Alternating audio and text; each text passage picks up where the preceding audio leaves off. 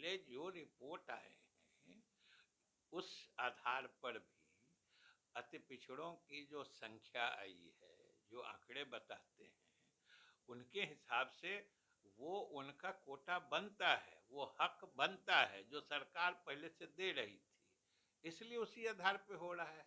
और दूसरी बात है कि ये भाजपा के लोग अगर अति पिछड़ों के हितैषी या शीघ्र चुनाव कराने में विश्वास करते हैं तो सरकार ने अति पिछड़ों का आरक्षण बरकरार रखते हुए फिर से तिथियां घोषित कर दी हैं, तो इसका तो स्वागत करना चाहिए ना कि वो परेशान हो रहे हैं, बेचैन हो रहे हैं, क्योंकि अब उनको फिर से जो अभी तक भ्रम फैला रहे थे वो भ्रम जाल अब टूट चुका है।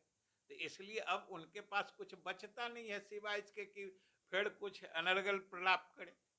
नगर निकाय चुनाव में अति पिछड़ों को आरक्षण देने के संबंध में जो उच्चतम न्यायालय के सभी निर्देशों का पालन करते हुए एक बार फिर से बिहार में चुनावों के तारीख का ऐलान हो चुका है। और ये शुरू से स्पष्ट है कि अति पिछड़ों की पहचान और उनको सामाजिक मुख्य धारा में आगे बढ़ाने में सिर्फ और सिर्फ नीतीश कुमार जी की भूमिका रही है। और आश्चर्य की बात जरूर थी कि बिहार सरकार ने जिस आधार पर अति पिछड़ों का आरक्षण दे के पंचायत या नगर निकाय के चुनाव कराए थे, वो लगभग 3-4 चुनाव हो चुके हैं। लेकिन कोई बात नहीं है, माननीय उच्चतम न्यायालय का जो निर्देश था उस हिसाब से सरकार ने जो डेडिकेटेड कमीशन है उसके माध्यम से काम और गणना करा के और उस आधार पर अब बात आगे बढ़ चुकी है, चुनाव की तिथियों का ऐलान हो चुका है।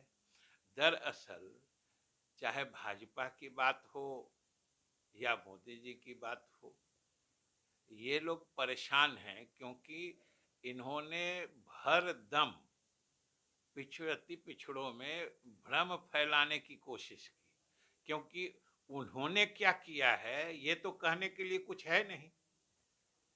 तो ये कुछ नहीं कर रहे हैं, वो कुछ नहीं कर रहे। अब आप समझिए कि कह रहे हैं कि जो अब चुनाव फिर स्थगित हो गए, ये वो कह नहीं रहे हैं, ये उनकी इच्छा है।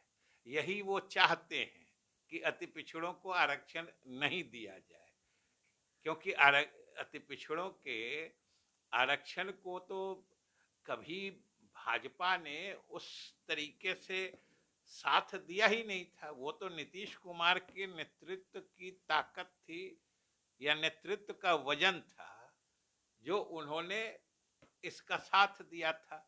अब जैसे ही मौका लगा है, अति पिछड़ा विरोधी चेहरा तो उनका साफ सामने आ रहा है ना।